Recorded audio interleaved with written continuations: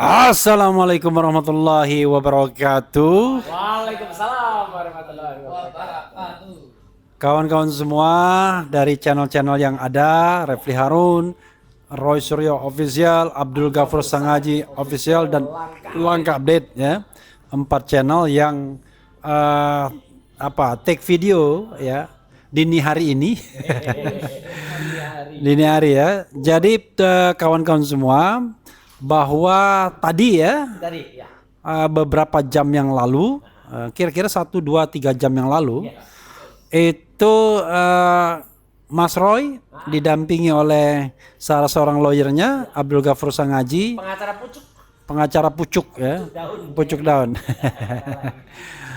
ya, itu melaporkan 2 orang yang sangat terkenal dalam kasus ijazah palsu Jokowi. Pertama adalah Lecumanan. Lecumanan ini adalah salah satu pelapor bahkan yang mendahului laporannya Jokowi. Oke, salah satu pelapor yang mendahului laporan Jokowi pada tanggal 30 April 2025. Oh, dia melapor tanggal 26 April yang mengatakan bahwa organisasinya Pradi Bersatu menjadi korban penghasutan dan lain sebagainya, karena yang dia laporkan adalah pasal 160 KUHP tentang penghasutan dan pasal 28 ayat 2 tentang menyebarkan ujaran kebencian yang berbasis SAR dan tambahannya ada. Lalu yang kedua adalah sahabat baik Mas Roy ya kan, yang dimana lawyernya juga panggil Mas Roy dengan mesra sekali, Mas Roy. Itu Rismon Hasiolan Sianipar ya. Rismon Hasiolan Sianipar. Nah, ini dengan pasal istilahnya adalah dia membuat prasangka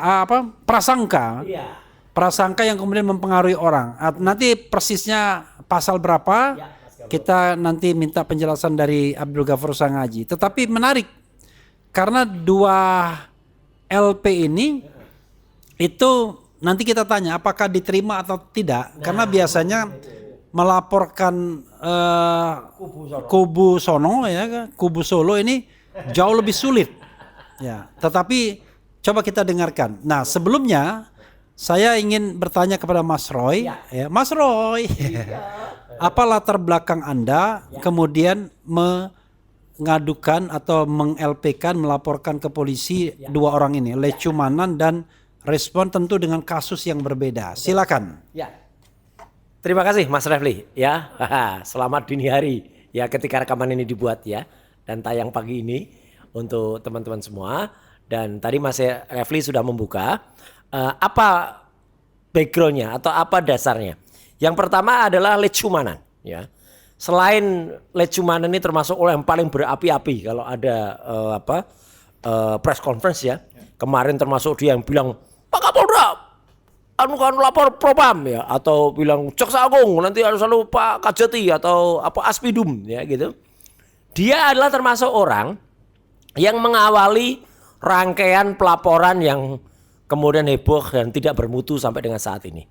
Ya, karena dia bersama-sama dengan Maret Samuel Sweken, bersama-sama dengan Andi Kurniawan, kemudian dulu ada 2 orang lagi ya, saya lupa namanya siapa. Kenapa? Karena 2 orang itu sudah mencabut laporannya. Ya.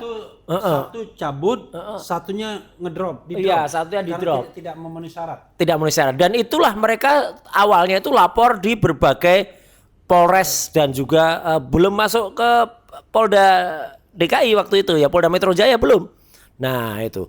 Dan mereka itu lapor setelah kemudian. Kenapa baru sekarang kalau ada pertanyaan? Karena kita memang baru mengerti bahwa apa yang dilaporkan itu adalah pasalnya selain pasal 160 dan kemudian dengan korbannya itu adalah korban organisasi.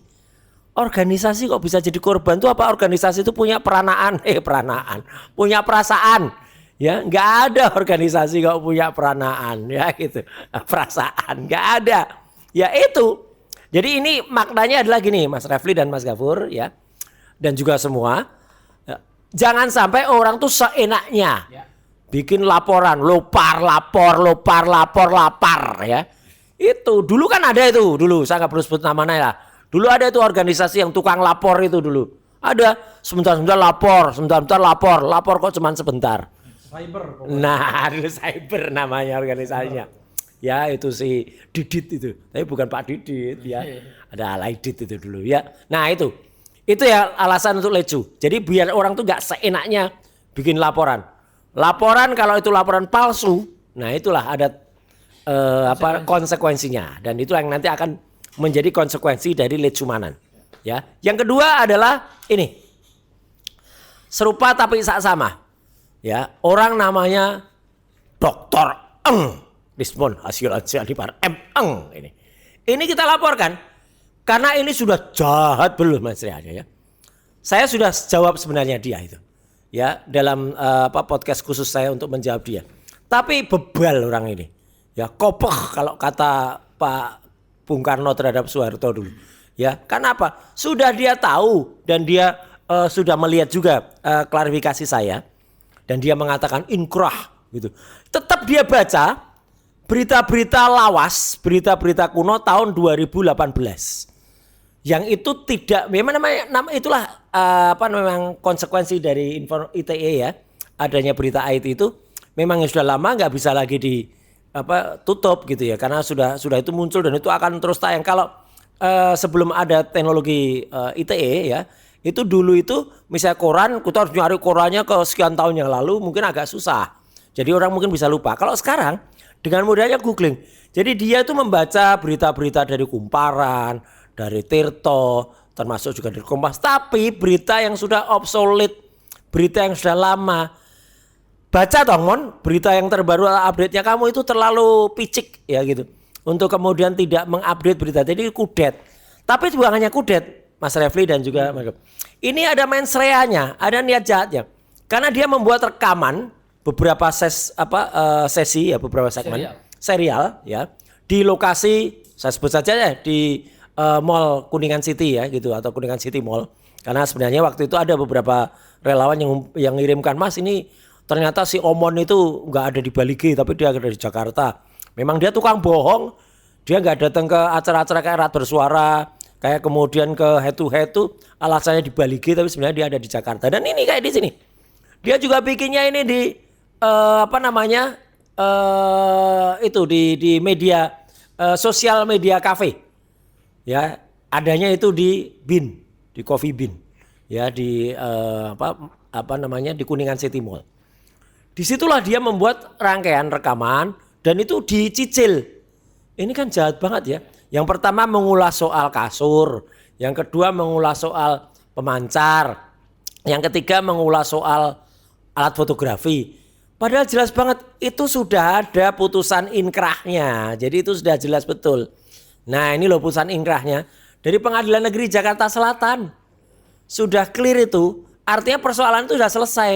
Isinya Kemenpora, Kementerian Pemuda dan Olahraga waktu itu diwakili oleh menterinya Imam Nahrawi itu sudah mencabut gugatannya terhadap saya waktu itu selaku menteri seniornya, dan kemudian menyatakan persoalannya selesai. Bahkan Kemenpora membayar biaya perkara. Jadi persoalannya sudah selesai. Secara hukum ini, secara perdata itu sudah inkrah namanya. Tapi mungkin si Omon ini nggak ngerti istilah inkrah ya gitu. Mungkin taunya istilahnya adalah rotasi dan translasi pada otaknya itu ya. Jadi dia nggak ngerti soal inkrah itu. Dia potong-potong. Nah itulah makanya satu sudah jelas dia ada berulang dan itu nanti ada pasalnya. Pasal berulang. Dan dia membuat persangkaan palsu. Sehingga apa? Sehingga diikuti oleh orang-orang, dan ini jelas-jelas termul ya. Ya kayak si Thoyib Fanani. Bahkan Thoyib Fanani ini jelas betul masalahnya.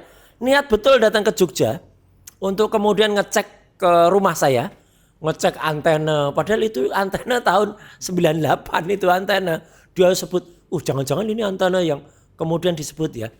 Anda bisa kena juga nanti, gitu ya. Si Thoyib Fanani itu. Kemudian juga si Mak Lampir ikut juga ngomong, ya. Kemudian ada juga tuh anggota-anggota Ceboker Nusantara yang ikut komentar, termasuk si Simon K itu ya.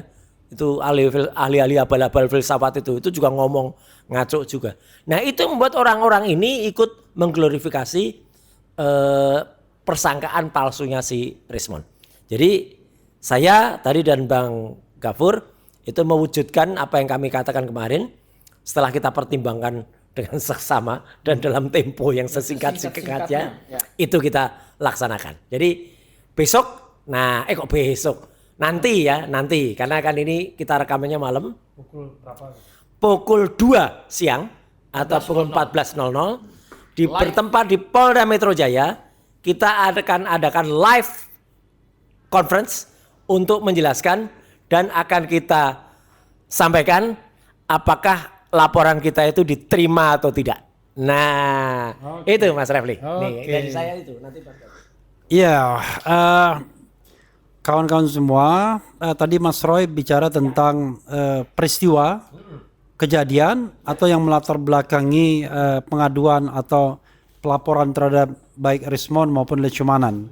Sekali lagi, kalau untuk Rismon sama sekali tidak ada kaitannya dengan ijazah palsu, tetapi mengenai berita-berita yang sebenarnya sudah terklarifikasi dengan adanya putusan pengadilan yang berkekuatan hukum tetap.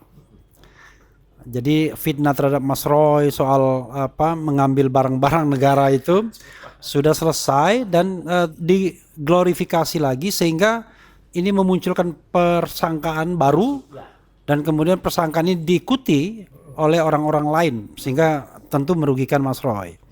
Yang kedua adalah mengenai Lecumanan yang mengatasnamakan diri sebagai sekjen, bukan sekjen ya, Wakil Ketua Pradi Bersatu melaporkan soal Pradi Bersatu yang merasa dirugikan, merasa dihasut, merasa mendapatkan ujaran kebencian dengan adanya pernyataan-pernyataan Mas Roy yang kalau tidak salah di sebuah televisi juga.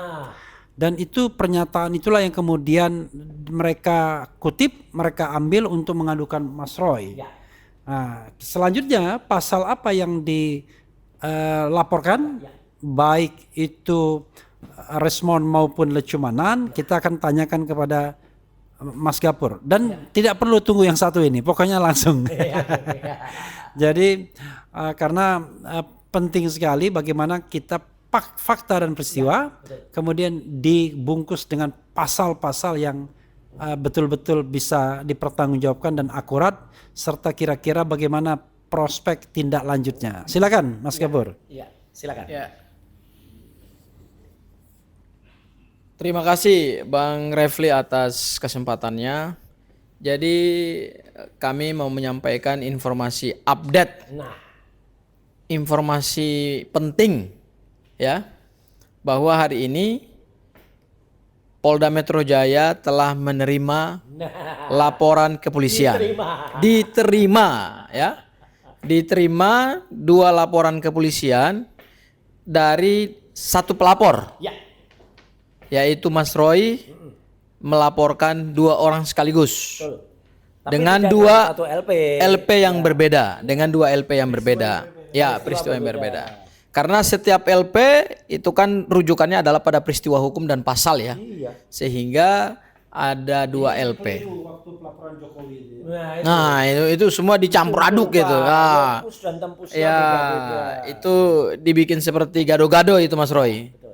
Ya. Nah, apa yang dilaporkan? Tentu yang dilaporkan adalah peristiwa di mana ada 2 orang dengan peran yang berbeda, dengan peristiwa yang berbeda, kemudian peristiwa itu merugikan Mas Roy.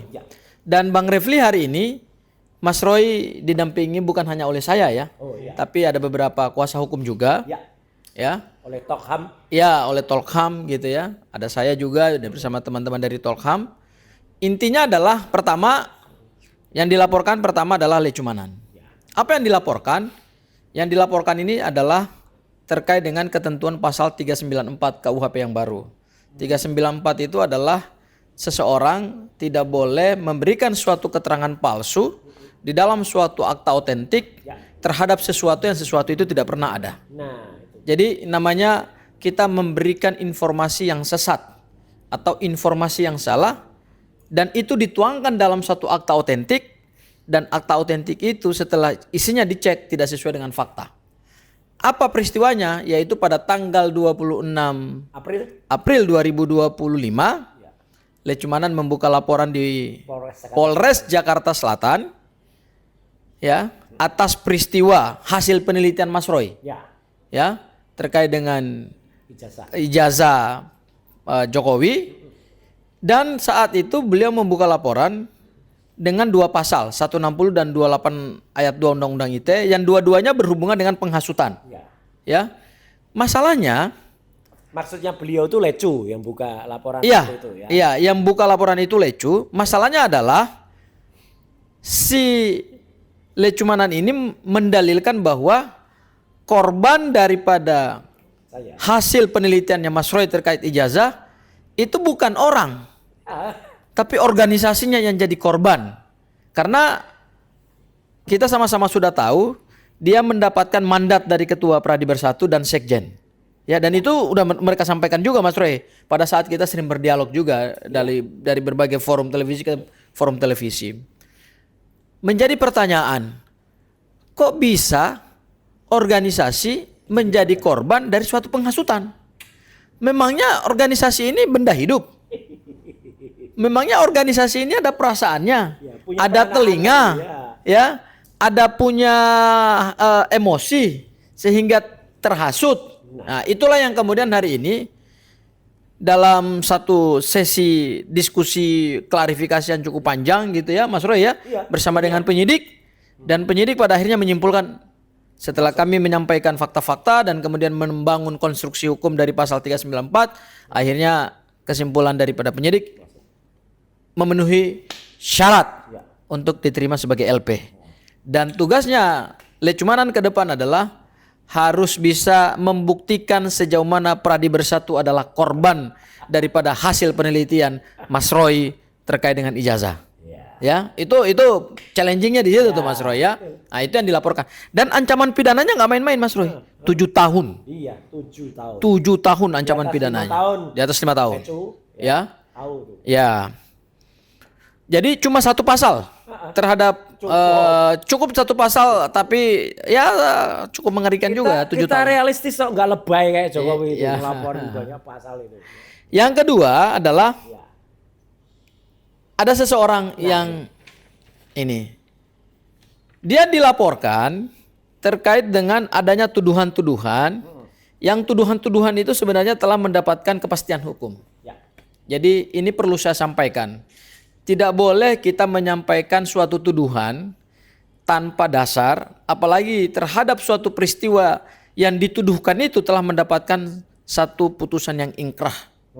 Makanya hari ini LP terhadap Rismon diterima karena kami bisa membuktikan bahwa semua rangkaian video yang diunggah di Baligi Academy dari mulai tanggal 5 Juni. Jadi peristiwanya dari tanggal 5 Juni ya. Betul. Mas Roy ya. Dia tiap hari itu upload video yang sudah direncanakan dan itu dicicil pelan-pelan. Ada dia baca dari Kumparan, dia baca dari Tirto, baca dari BPK. Itu sengaja, mens reanya nampak banget itu, bahwa dia kemudian sengaja mau merusak citra. Itu yang terjadi. Padahal peristiwanya itu sudah lewat dan sudah ada inkrahnya gitu loh, putusannya. Iya, lanjut. Jadi yang dilaporkan terhadap Rismon itu dari peristiwa tanggal 5. Tanggal 5, kemudian berlanjut lagi tanggal 6 dan berlanjut lagi sampai tanggal 7. Bahkan sampai hari ini pun masih posting lagi. Betul. Tadi masih posting beberapa jam yang lalu tuh dia masih posting, dicicil lagi. Dia kemudian kalau awalnya dia terus ngambil soal kasur, dia ngambil soal pemancar, ngambil soal kamera. Mon, kamu tuh nggak punya, maaf ya, yang ada di sini tuh apa harusnya? Ya, bukan cuma daging, itu tuh ada yang namanya, kalau Dokter Tifa tuh mengatakan di situ tuh ada namanya hipokampus, ada apa neurofrontal itu ya, itu dipakai Mon gitu, nggak cuman goreng aja gitu. Ada itu Mas. Ya. 2 pasal yang dilaporkan terhadap Rismon, yaitu 434 terkait dengan fitnah. Kemudian yang kedua adalah pasal 438, yaitu suatu perbuatan yang dilakukan oleh seorang terlapor yang kemudian berdampak pada lahirnya persangkaan-persangkaan palsu. Dan akibat presentasi seperti ini yang disampaikan di Bali G Academy itu kemudian menimbulkan persangkaan-persangkaan palsu yang baru. Ya. Sehingga kita lihat ada beberapa termul-termul itu Mas Roy itu Fanani misalnya, Agri Fanani itu kemudian mengglorifikasi bahwa seolah-olah apa yang disampaikan oleh Rismond dengan mengutip data yang salah. Yes. Karena data-data yang dikutip oleh Rismond tadi kami bisa buktikan di hadapan penyidik Itu sudah salah. bahwa itu data-data yang sebenarnya lahir sebelum putusan pengadilan. Begitu putusan pengadilan ini ada, maka semua yang pernah disampaikan itu semuanya tidak lagi benar. Ya, jadi putusan pengadilan ini mengakhiri polemik itu. Iya. Mas Roy ya. Betul. Nah, apalagi kami juga tadi menyampaikan beberapa berita-berita mainstream ya, baik online ya, yang mengkonfirmasi bahwa pihak Kementerian Pemuda dan Olahraga sudah menganggap bahwa polemik terkait dengan pencatatan loh. Sebenarnya ini pencatatan. Jadi bukan ada orang yang mengambil barang, bukan. Ini terkait dengan polemik pencatatan aset, ya. Apakah ini masuk aset pribadi ataukah masuk aset negara? Salah kolom, ya. Akhirnya disadari oleh Kementerian Kemenpora bahwa itu tidak tepat, sehingga menterinya yang saat itu menggugat itu kemudian dia mencabut gugatannya. Ya, dan itu terkonfirmasi juga dari berbagai berita-berita online ya. Besok saat press conference itu akan kita tunjukkan. Artinya terlapor yang hari ini siapa ini Mas Roy ya? Ini temannya Mas Roy. Ini terlapor, dokter palsu ini. Terlapor yang kemudian mengutip data-data yang keliru. Iya. Dan terlapor tidak pernah tahu, bahkan sudah dikasih tahu loh Mas Roy sebenarnya. Sudah kita kasih tahu. Dia mengatakan pada tayangan yang kedua tanggal 6 itu putusan inkrah. Dia menyebut itu inkrah, tapi sudah ada perjalanan. Ya namanya udah ada perjalanan tuh, yang namanya orang perjalanan tuh kadang-kadang ke kanan ke kiri. Mohon kamu tuh benar-benar parah. Apalagi kamu tuh cuma mau menutup bahwa kamu tuh maling ya, ini maling. Maling, teriak maling kamu tuh. Udah doktermu nggak selesai, di Yamaguchi juga tetap berjalan ya kasus yang dilaporkan ya, dan kamu juga menjalani laporan tadi Pak Subhan Palal ya. Kemarin itu juga seingat saya Mas Roy, setelah dia mendapatkan RJ, ternyata dia punya 4 LP sekarang. Betul.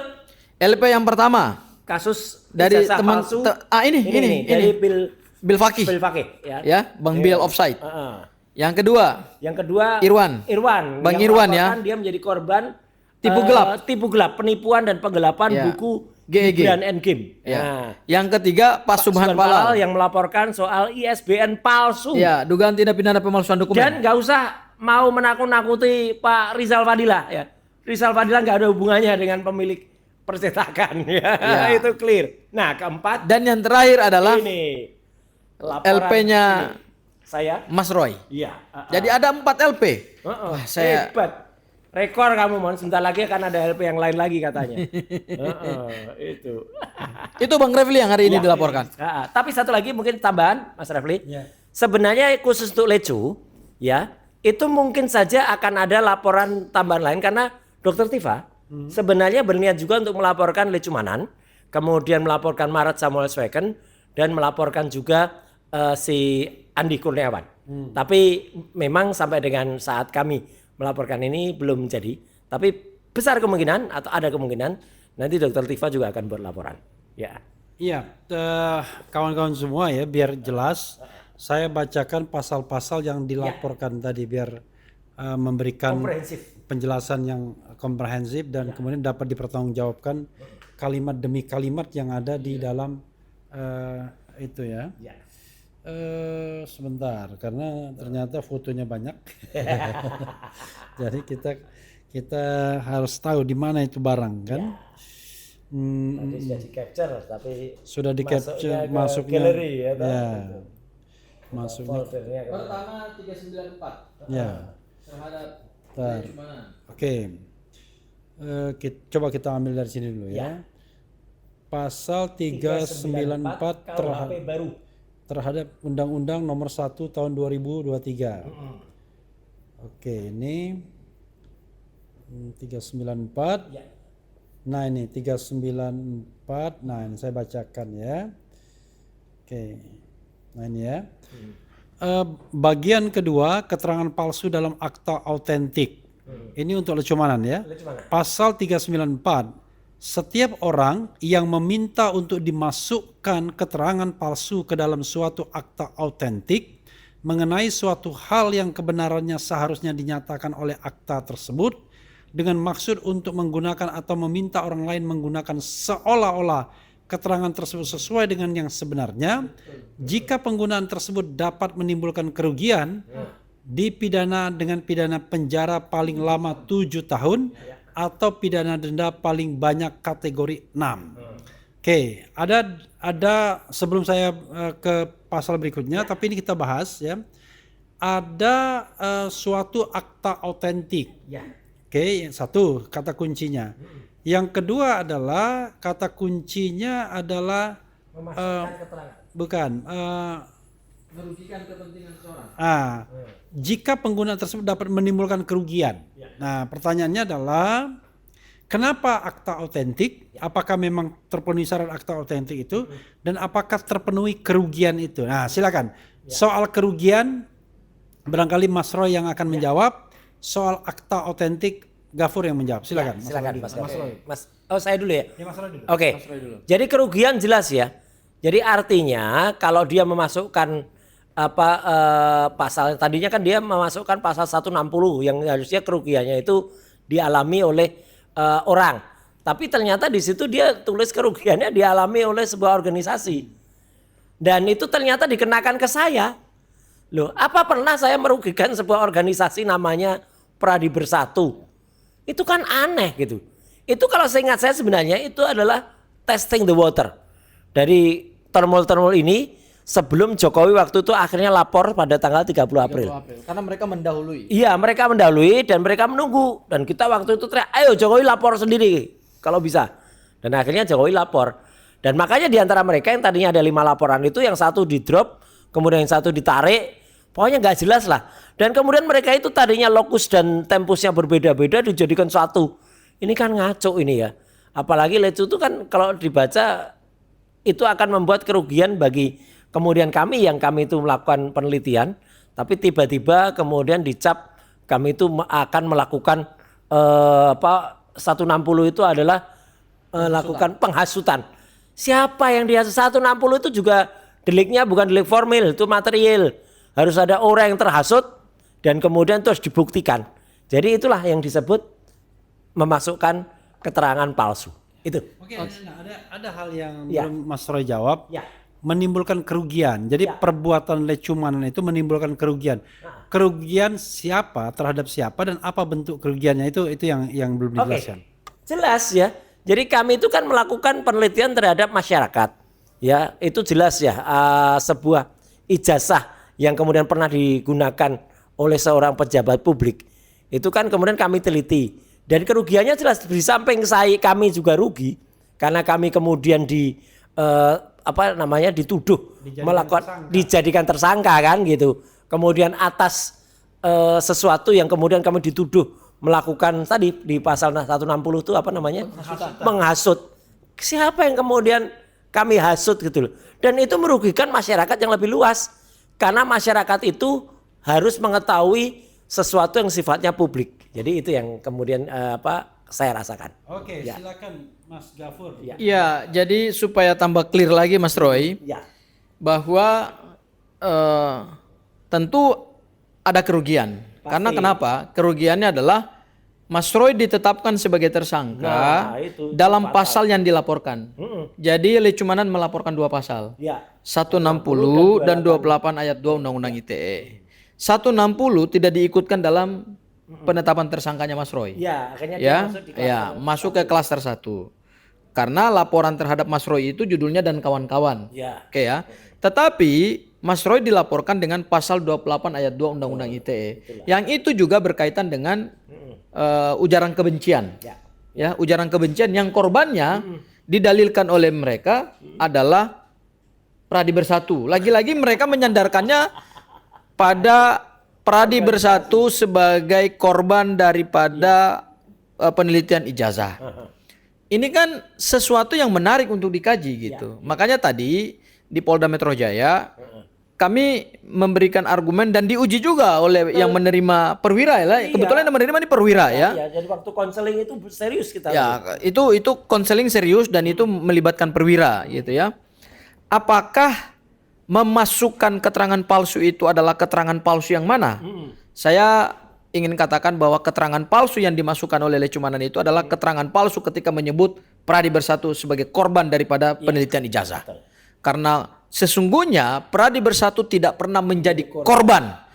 Karena penghasutan, ujaran kebencian itu hanya bisa ditujukan kepada subjek orang. Karena orang itu punya perasaan, orang itu punya pikiran, orang itu punya emosi, maka dia tergerak. Mana ada benda mati bisa tergerak. Misalnya saya gini, kertas ini adalah korban. Loh kok kertas korban gitu loh. Kertas aja nggak bisa bicara, nggak bisa gerak. Nah itu yang disebut unsur keterangan palsu. Yang kedua, unsur yang kedua adalah yang penting di dalam akta otentik. Pertanyaannya, apakah laporan kepolisian itu adalah otentik? Akta otentik? Jelas. Itu akta otentik dan akan kami hadirkan ahli yang sudah menganalisis. Makanya tadi begitu kami sebut akta otentik oleh pihak penyidik yang dituangkan dalam LP. Ya sudah. Clear. Berarti penyidik juga menyadari bahwa produk LP mereka itu juga disebut sebagai akta otentik. Jadi bukan hanya akta yang dibuat oleh oleh notaris, oleh pejabat yang ditunjuk gitu. Karena karena mereka juga adalah institusi negara yang diberikan kewenangan untuk mengeluarkan surat berkas ya. Oke. Jadi dia tuangkan dalam itu. Kemudian unsur yang ketiga kan merugikan. Jadi jelas-jelas sudah merugikan ya. Saya pikir itu, Bang Refli. Setuju? Silakan. Jadi tegasnya kerugian apa? Yaitu Mas Roy ditetapkan sebagai tersangka. Itu sebuah kerugian yang diakibatkan perbuatan oleh Lecumanan, ya, terutama pasal 28 ayat 2. Klaster 1 sebenarnya bisa juga melaporkan. Tetapi mungkin mereka baik cukuplah Mas Roy. Jadi dan itu dari awal patut diketahui bahwa sesungguhnya itu tidak benar kalau Pradi Bersatu itu mengalami kerugian. Jadi memang ada mens reanya, yaitu mens reanya memang untuk melakukan kriminalisasi terhadap Mas Roy. Itu jelas. Karena tidak mungkin kemudian ada organisasi mereka karang-karang tiba-tiba merasa bahwa organisasi tersebut dirugikan, disakiti dan lain sebagainya karena dia benda mati organisasi itu. Oke. Tapi memang awalnya kalau kita ingat sebenarnya itu memang sudah ada mens reanya kok mereka itu bikin laporan itu. Karena peristiwa yang dilaporkan itu sebenarnya peristiwa ketika terjadi diskusi di salah satu hotel di Jalan HR Rasuna Said. Ya, dan itu disiarkan dalam ILC Indonesia Lawyer Club. Mereka itu sudah sengaja acara itu sebenarnya hanya mengundang narasumber, tapi mereka itu datang sebagai audiens, yang audiensnya akhirnya menjadi saksi. Jadi memang mereka itu sudah memasang trap, memasang jebakan-jebakan untuk itu, dan itu berarti sudah diniati dari awal. Itu, Mas. Satu lagi Mas Roy. Ya. Saya akhirnya menyadari kenapa mereka berani memasukkan suatu keterangan yang diduga palsu dengan melaporkan pasal 160 dan kemudian 28 ayat 2 Undang-Undang ITE, karena sesungguhnya mereka nggak punya legal standing. Ya itu, iya. Karena kalau mereka melaporkan pencemaran nama baik karena itu adalah delik aduan absolut, maka hanya Pak Jokowi yang bisa melaporkan itu. Tetapi supaya mereka masuk dalam pusaran perkara ini, mereka berusaha untuk membangun konstruksi dengan mencari pasal yang cocok, dan kemudian pasal yang cocok itu mereka kaitkan dengan kerugian, dengan korban daripada penghasutan, ujaran kebencian itu adalah organisasinya mereka. Itu adalah teknik dari mereka untuk kemudian masuk dalam pusaran ijazah ini, tetapi celakanya adalah mereka membangun konstruksi hukum yang konstruksi peristiwanya tidak pernah ada, tetapi mereka ada-adakan. Sehingga itu diduga sebagai keterangan palsu. Bahasa sederhananya culas lah mereka itu. Jadi memang kelihatan mens reanya ya. Mereka sengaja membuat sebuah nge-trap Mas Roy dengan mendatangi acara. Padahal kalau kita pakai prinsip jurnalistik, kan ILC kan produk jurnalistik tuh. Sebenarnya tidak boleh dipermasalahkan. Kalau begitu nanti orang nggak mau lagi diundang di TV karena perkataan di televisi yang dia lakukan bisa dilaporkan. Berikutnya untuk respon pasal berapa tadi? 434 dan 438. Oke, 434 kita bacakan ya. 43 ini bagian akhir ya. 434 kita bacakan. Pasalnya berbunyi sebagai berikut.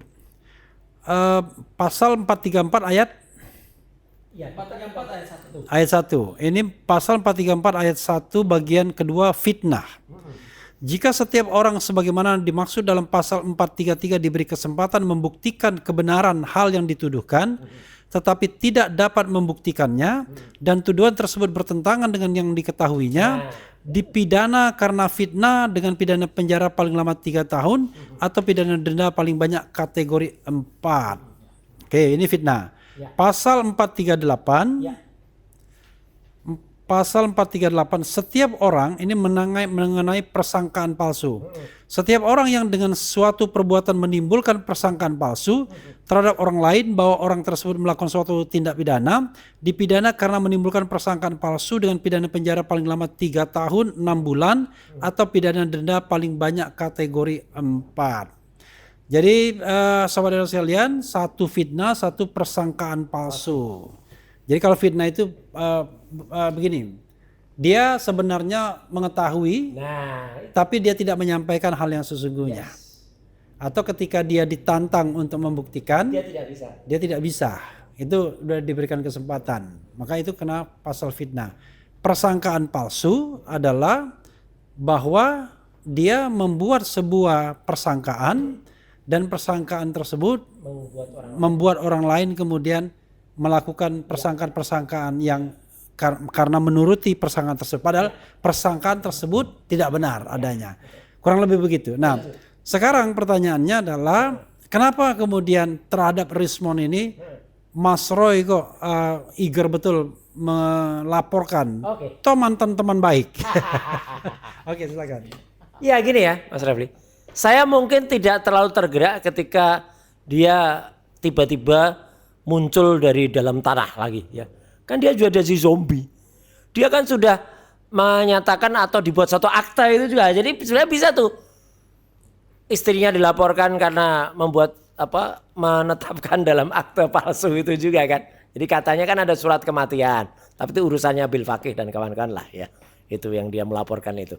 Jadi artinya dia tiba-tiba keluar, kemudian membuat tayangan semacam ini.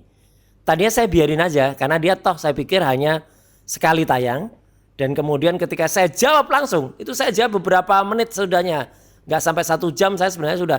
Saya kaget karena dia tiba-tiba muncul, ya kemudian dan dia mengatakan waktu itu membahas lagi soal barang-barang milik negara yang konon waktu itu memang dituduhkan ke saya gara-gara sebenarnya salah pencatatan waktu itu, dan itu diakui oleh Kementerian Pemuda dan Olahraga. Besok pada saat, atau nanti siang pada saat press conference akan saya tunjukkan media-media yang sudah memuat klarifikasinya. Rismond itu sengaja Mas, sengaja tidak mau membaca berita klarifikasinya. Dia hanya membaca berita tahun-tahun lama 2018 yang memuat ketika itu media itu juga pada belum mengerti. Dan media waktu itu sebenarnya juga menyatakan adalah bukan memastikan, tapi baru diduga. Tapi sama Rismond itu dibacakan seolah-olah ini memang benar. Jadi dia ada kasur, ada apa itu dibaca tanpa diduga. Itu yang pertama, dia sudah memfitnah itu. Yang kedua, pada saat tayangan yang kedua saya sudah kaget, loh kok tayang lagi nih ya. Ternyata dia sudah melihat tayangan saya karena dia menjawab dengan inkrah. Jadi dia mengatakan apa itu inkrah? Inkrah itu sudah, yang penting itu ada perjalanan. Loh, ya mana namanya kasus itu kalau belum selesai, kalau belum inkrah, ya nggak boleh kemudian ngambil ke belakang-belakang lagi. Itu namanya cari gara-gara ini si dokter palsu Hasyiulan Sianipar ini ya. Itu jadi kelihatan betul niat buruknya, niat jahata atau mensreanya. Dan ternyata setelah saya perhatikan sampai dengan kita ngobrol saat ini sudah ada 4 tayangan dia. Ya, dan itu sengaja dia pertama bikin dari salah satu kafe, ketika saya sebut itu kafenya mana ketahuan, dia kemudian geser ke kafe yang lain, ya geser lagi. Tapi sebenarnya masih di seputaran Kuningan City Mall saja. Karena kita bisa tahu lah tempat-tempatnya. Nah dari situ kelihatan betul kalau orang ini memang punya niat yang sangat buruk, sangat tidak pas. Apalagi dia itu tampak banget ya maaf kalau saya bilang keiriannya gitu ya. Jadi apapun dari saya disoal gitu loh. Soal itu. Padahal kan dia juga ngakuin waktu Car Free Day juga waktu itu sepi lah kalau nggak ada saya waktu itu. Dan dia mengakui itu di Rakyat Bersuara waktu itu. Tapi sudahlah, kamu sudah harus bertanggungjawabkan secara hukum perbuatanmu Mon, karena kamu jelek banget ya melakukan upaya ini.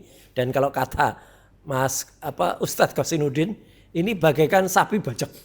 Ya itu. Jadi dia tuh kayak kerbau atau sapi yang cokok hidungnya, suruh nyerang-nyerang mana-mana. Bahkan bukunya yang terbit terakhir yang katanya lebih dari 700 atau 800 halaman itu pesanan.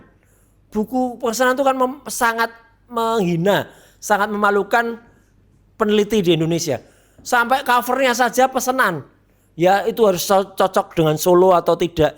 Ini kan memalukan banget lah, ada peneliti yang melacurkan diri. Ini saya bilang peneliti yang melacurkan diri kayak si Resmond itu kan keterlaluan banget. Itu persis sama hinanya dengan peneliti Indonesia yang ketahuan ketika itu dari salah satu kota di Indonesia yang kemudian terungkap di luar negeri bahwa penelitiannya adalah palsu.